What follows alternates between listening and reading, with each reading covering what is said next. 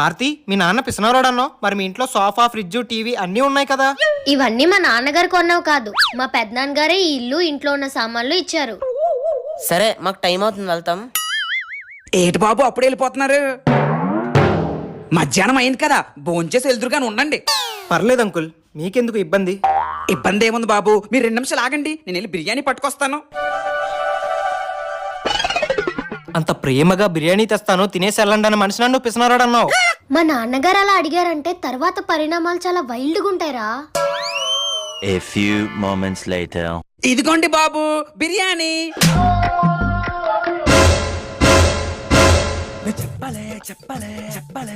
బిర్యానీ అంటే ఇవా? మీరు మొహమాట పడుతున్నట్టున్నారు. పోనీ మీకు కావాల్సిన తినండి, ఏదైనా మిగిలిపోతే నేను ఫ్రిడ్జ్ లో పెట్టుకొని రేపు పొద్దున్న వేడి చేసుకొని తింటాను.